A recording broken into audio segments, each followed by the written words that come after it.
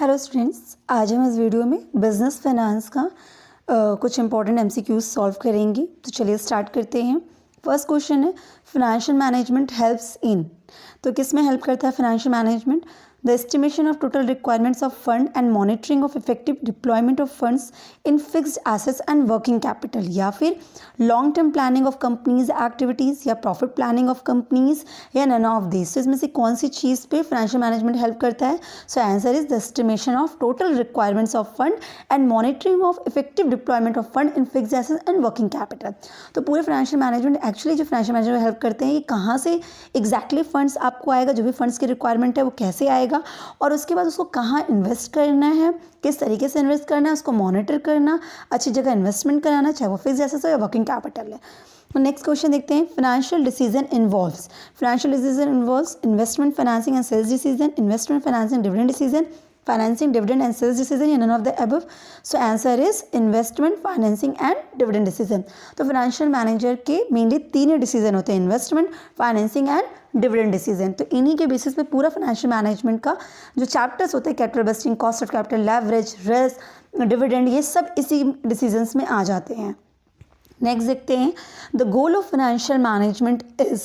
तो main goal क्या होता है फाइनेंशियल मैनेजमेंट का? Maximisation of profit, maximisation of share holders wealth, ensuring financial discipline in the organisation, या एक्सपेंडिंग मार्केट। तो इनमें से कौन सा गोल होता है? So answer is maximisation of share holders wealth. तो एक फाइनेंशियल मैनेजमेंट के मेनली दो ऑब्जेक्टिव्स होते हैं, या आप कह सकते हो दो गोल होते हैं। एक होता है प्रॉफिट मैक्सिमाइजेशन, दूसरा होता है वेल्थ मैक्सिमाइजेशन। लेकिन जब मेन ऑब्जेक्टिव की बात कहे या सिर्फ गोल पूछेगा, तो हमेशा हमें फोकस करना है वेल्थ मैक्सिमाइजेशन पे, क्योंकि वेल्थ मैक्सिमाइजेशन क्या होती है? लॉन्ग टर्म ऑब्जेक्टिव होता है। और वेल्थ मैक्सिमाइज कैसे होती है? जब शेयर होल्डर्स के वेल्थ इंक्रीज होती है, मैक्सिमाइज होती है। वेल्थ कैसे इंक्रीज होती है?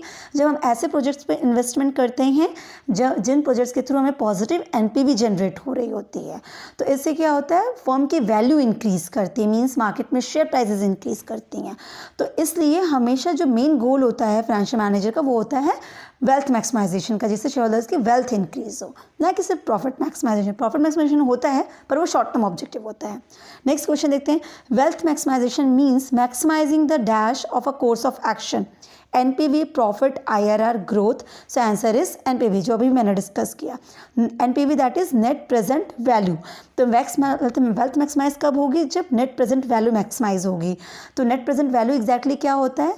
जो आपकी कैश इनफ्लो है उसकी present value of cash inflows minus present value of cash outflow. जो प्रोजेक्ट में आप इन्वेस्ट करेंगे, तो उससे जो पैसे आपको कई सालों तक आने वाले हैं, उसकी प्रेजेंट वैल्यू उसमें से डिडक्ट करेंगे। उस प्रोजेक्ट में इन्वेस्ट करने के लिए आपसे कितना कैश आउटफ्लो जाने वाला है, उसके प्रेजेंट वैल्यू, तो जो आता है दैट इज एनपीवी। तो वो जितना ज़्यादा होगा, मीन्स इनफ्लो आउटफ्लो से जितना ज़्यादा होगा, उतना ही प्रॉफिटेबल प्रोजेक्ट होगा। तो अगर प्रॉफिटेबल प्रोजेक्ट में इन्वेस्ट करेंगे तो वेल्थ तो मैक्सिमाइज होगी। सो answer is NPV. Next question देखते हैं। The market value of a firm is the result of. Market value firm की किस चीज़ का रिजल्ट होती है? डिविडेंड डिसीजन का, वर्किंग कैपिटल डिसीजन का, कैपिटल बस्टिंग डिसीजन का, या trade off between risk and return. So answer is dividend decision का। ऑब्वियसली मार्केट वैल्यू, मार्केट में शेयर की प्राइसेस क्या इंक्रीज करती हैं, कैसे इंक्रीज करती हैं? क्योंकि जब मार्केट में डिविडेंड डिस्ट्रीब्यूट होने वाला होता है, या कंपनी डिविडेंड डिक्लेयर करती है, तो उस टाइम पे बट ऑब्वियस होता है कि शेयर्स की वैल्यू इंक्रीज कर जाती हैं। तो डिविडेंड डिसीजन बहुत हद तक फर्म की मार्केट वैल्यू पे इफेक्ट डालता है। Next, if book value of business is ₹3 lakh and book value of share is ₹15, then what will be the total number of shares? तो बट ऑब्वियसली बात है, आप 3 लाख डिवाइडेड बाय 15 कर देंगे। 3 लाख टोटल वैल्यू है बिजनेस की, और एक शेयर्स की वैल्यू जितनी है 15 रुपीज़ है। तो आपका कितने नंबर ऑफ शेयर्स आएंगे? तो बट ऑब्वियसली है answer is 20,000। 3 lakh divide by 15 हम कर देंगे। Next, the meaning of capital structure is. Capital structure की क्या मीनिंग है?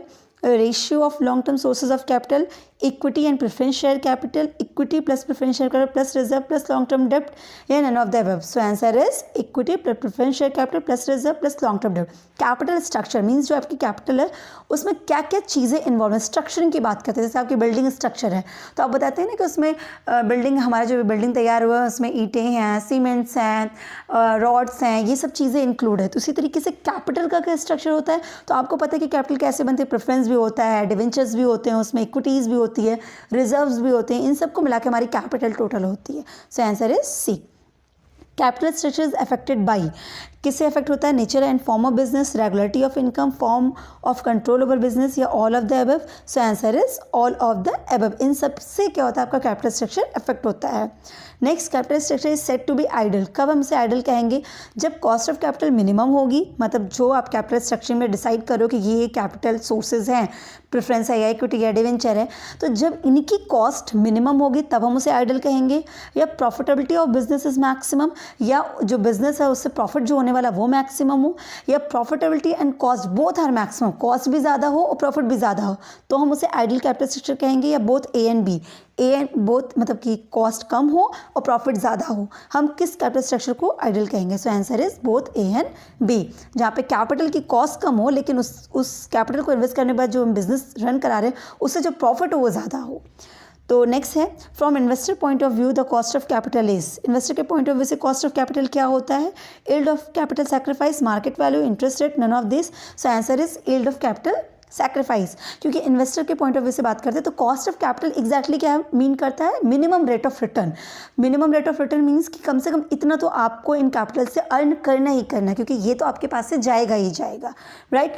तो ये क्या हो जाता है, अगर इन्वेस्टर के पॉइंट ऑफ व्यू से क्या है तो यील्ड ऑफ कैपिटल सैक्रिफाइस, उन्होंने इतना शेयर्स में इन्वेस्ट किया, इतना कैपिटल आपको उठा के दे दिया, तो उसके बदले में इन रिटर्न यील्ड आपको जो मिलेगा वही आपके लिए क्या हो जाएगा? यील्ड की इतना कैपिटल हमने सैक्रिफाइस किया, उसके बदले में ये रिटर्न मिल रहा है। और कंपनी के पॉइंट ऑफ व्यू से इतना तो आपका कॉस्ट जाना है, तो that is cost of capital. So next question देखते हैं, Solomon Ezra has called cost of capital. Solomon Ezra cost of capital को क्या कहते थे? Interest rate, stock exchange value, reward of risk, cut off rate of capital expenditure. So answer is cut off rate of capital expenditure. तो cost of capital को बहुत सारे नाम से जानते हैं, cut off rate, hurdle rate, discount rate, ये सारे कॉस्ट ऑफ कैपिटल के निकनेम हैं। सो next question, which statement is correct in respect of explicit concept? तो एक्सप्लिसिट कॉस्ट के बेसिस पे इसमें से कौन सा स्टेटमेंट करेक्ट है? It arises on the use of fund, ये कब अराइज होता है? जब फंड यूज होता है। It is an opportunity cost of capital. It arises at the time of acquisition of fund, all of the above. So answer is it arises at the time of acquisition of fund. जब हम fund को acquire करते हैं उस time पे explicit cost arise होती है, जो रियल में होती है, कॉस्ट जो आप एक्सपेंस करते हो, जैसे सैलरी जा रही है आपकी, जो कॉस्ट आपके पास से जाएगी, राइट। तो जब हम एक्वायर करते हैं फंडिंग को तो उस टाइम हमारे पास से जो कॉस्ट जाती है that is explicit cost. Implicit cost arise when, implicit cost को नोशनल कॉस्ट भी कहते हैं क्योंकि ये एक तरीके से अपॉर्चुनिटी कॉस्ट होती है। तो ये कब होती है? There is cash inflow, the funds are utilise, the funds are acquired, none of the above. So answer is the funds are utilise. क्योंकि जब हम फंड यूटिलाइज करेंगे तो बट ऑब्वियसली अपॉर्चुनिटी कॉस्ट होगी, कहीं ना कहीं हम उसको दूसरी जगह इन्वेस्ट जो करना था, जो बेस्ट नेक्स्ट अल्टरनेटिव था, वहाँ इन्वेस्ट नहीं करेंगे, तो वो हमारा इम्प्लिसिट कॉस्ट वहाँ एराइज होगी। Next, if debenture are ₹1 lakh, discount on issue 5%, expenses on issue is ₹1000, redeemable after 10 years, then cost of 12% debenture will be. तो यहाँ पे आपको क्या करना है? डिवेंचर्स की कॉस्ट निकालनी है आपको, KD जिसे कहते हैं, कॉस्ट ऑफ डेब्ट जो होता है वो आपको कैलकुलेट करनी है। तो यहाँ पे रिडीमेबल डिवेंचर्स है, राइट, इरिडीमेबल डिवेंचर्स नहीं है क्योंकि बता रहा है कि रिडीमेबल आफ्टर 10 years है। तो आप क्या करेंगे, इसका पूरा फॉर्मूला जो होता है जब आप अप्लाई कर देंगे तो इसका आंसर आ जाएगा। तो जब आप इसका फॉर्मूला यूज़ करेंगे तो आपको इसका आंसर आ जाएगा। तो यहाँ पे मैं सॉल्व करके नहीं बता पा रही हूँ, पर प्रोसीजरिंग आप समझिएगा इस चीज़ का। तो यहाँ पे क्या है, ये कैसे डिवेंचर्स है? रिडीमेबल डिवेंचर्स है, क्योंकि लिखा है ना कि if debentures are ₹1 lakh, discount on issue 5%, expenses on issue 1000, redeemable after 10 years। तो वो तो रिडीमेबल डिवेंचर है। तो यहाँ पे जो फॉर्मूला अप्लाई होगा वो रिडीमेबल डिवेंचर का अप्लाई होगा फॉर्मूला, ठीक है। तो आपको कॉस्ट ऑफ डेब्ट जो निकालनी है रिडीमेबल की निकालनी है। अब उसका फॉर्मूला क्या होता है? तो वहाँ पे हमको कॉस्ट क्या लग रही है, कंपनी के पॉइंट ऑफ व्यू से समझेंगे तो आप कॉस्ट क्या लग रही है, इंटरेस्ट पे करनी पड़ेगी। तो यहाँ पे इस डिवेंचर को पे करने का इंटरेस्ट कितना दिया गया है, ये लास्ट टाइम में लिखा है, then the cost of 12% debenture will be. तो 12% के डिवेंचर है, इसका मतलब इन डिवेंचर्स पे जो इंटरेस्ट जाएगा वो किस रेट से जाएगा? 12% से जाएगा। तो अगर सबसे पहले हमें इसका इंटरेस्ट कैलकुलेट करना हो तो हम कितने पे करेंगे? 1 lakh का 12% निकालेंगे, दैट इज 12,000। तो 12,000 तो हमें इंटरेस्ट निकल गया। अब फॉर्मूला की बात करते हैं तो फॉर्मूला इसका क्या होता है? इंटरेस्ट प्लस आपकी जो मैच्योरिटी वैल्यू मतलब रिडीमेबल वैल्यू जो होती है, तो redeemable value minus net proceeds divided by number of years, जितने ईयर्स में वो रिडीमेबल हो जाएगा, होल डिवाइडेड बाय आपका redeemable value plus net proceed divided by 2 multiply by 100। तो अब यहाँ पे आपको एक एक चीज़ की वैल्यू निकालनी होगी, राइट। तो यहाँ पे जितना भी मैंने फॉर्मूला आपको बताया उसमें आपको कौन कौन सी चीज़ें निकालनी है। एक तो आपको इंटरेस्ट कैलकुलेट करना है, दूसरा आपको क्या करना है, आपको रिडीमेबल वैल्यू पता करनी है कि जब रिडीम होगा तो कितना पैसा पे करना होगा। तीसरा आपका नेट प्रोसीड्स, नेट प्रोसीड्स मतलब जब ये इशू पे हुआ होगा तो एग्जैक्टली कितने पैसे आए आपको, तो नेट प्रोसीड निकालना है। और एन मतलब कितने साल के बाद ये रिडीमेबल होगा, ठीक है। और इंटरेस्ट का अमाउंट, तो यहाँ पे इंटरेस्ट तो हमने निकालना है, 12% का डिवेंचर था तो इंटरेस्ट निकल गया हमारा, इंटरेस्ट निकल गया कितना 12,000। तो एक चीज़ तो हमें पता चल गई।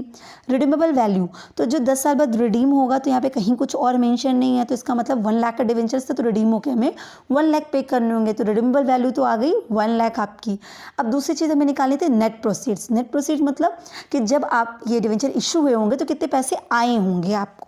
तो अब देखिए जब इशू किया गया तो डिवेंचर इशू किए हो गए तो 1 लाख रुपए आने चाहिए थे, राइट आपका। लेकिन वहाँ पे क्या हुआ, इशू करते वक्त लिखा है डिस्काउंट ऑन इशू 5%। तो इशू किया गया डिस्काउंट पे कितने पे, 5% के, और इशू करने का खर्चा आया था 1000 का। तो ये दोनों चीज़ तो ही इशू प्राइस से ही मारा जाएगा, राइट, क्योंकि नेट प्रोसीड मतलब जब डिवेंचर इशू हुए होंगे तो जो पैसे आए होंगे। तो बट ऑब्वियसली बात ये खर्चे हम डिडक्ट करके ही पैसे बात आएंगे कि ये हमारे पास आए हैं। तो अब देखिए यहाँ पे डिस्काउंट ऑन इशू 5% दिया है, तो आपको 1 लाख का 5% निकाल लेंगे जो डिडक्ट हो जाएगा 1 लाख में से, तो 5000 आएगा। तो 95,000 एग्जैक्टली हमारा आया, क्योंकि हम डिस्काउंट पे इशू कर रहे हैं तो 95,000 हम रिसीव करेंगे। लेकिन 95,000 पाने के लिए हमें एक और खर्चा हुआ, एक्सपेंसेस ऑन इशू करने पे और खर्चा हुआ हमारा 1000 रुपीज़, वो भी चले गए। तो हमारे पास कितना एग्जैक्टली आया, 94,000। तो नेट प्रोसीड्स कितना आया, 94,000 आया। रिडीमेबल वैल्यू कितनी आई है, 1 लाख। और कितने साल में रिडीम्पशन हो रहा है, 10 सालों में। तो फॉर्मूले के हिसाब से हम पुट करते जाएंगे, 12,000 प्लस आपका रिडीमेबल वैल्यू कितनी है, 1 लाख माइनस 94,000 डिवाइडेड बाई 10। अब ये होल डिवाइडेड बाई क्या हो जाएगा, एवरेज कर देंगे, 1 लाख प्लस 94,000 डिवाइडेड बाई आपका 2 और होल मल्टीप्लाई बाई 100, क्योंकि रेट में आंसर आएगा। तो जब आप इस पूरे को सॉल्व करेंगे, बॉडमॉस के हिसाब से आप इसको सॉल्व करिएगा, बॉडमॉस रूल के हिसाब से। तो जब आप इसे सॉल्व करेंगे तो जो वैल्यू आएगी वो आएगा, कॉस्ट आपका 12.99 करके आएगा। तो एग्जैक्टली मतलब 13% आपका कॉस्ट ऑफ डेप्ट आ जाएगी, KD। सो यहाँ पे आंसर इज 13%, राइट। तो इसी तरीके से आप क्वेश्चन सॉल्व करेंगे। रिडीमेबल का आपका इस तरीके से हो जाएगा। इरिडीमेबल होता है तो उसका अलग हो जाता है। इरिडीमेबल में सिंपल हो जाता है, interest divide by net proceed multiply by 100। पर यहाँ पे रिडीमेबल है तो रिडीमेबल का फॉर्मूला थोड़ा सा लंबा हो जाता है। ओके, नेक्स्ट क्वेश्चन देखते हैं। The meaning of capital budgeting is, capital budgeting का क्या मतलब होता है, budget of source income, planning and control of capital expenditure, preparing capital budget and finding out variance in end of the above.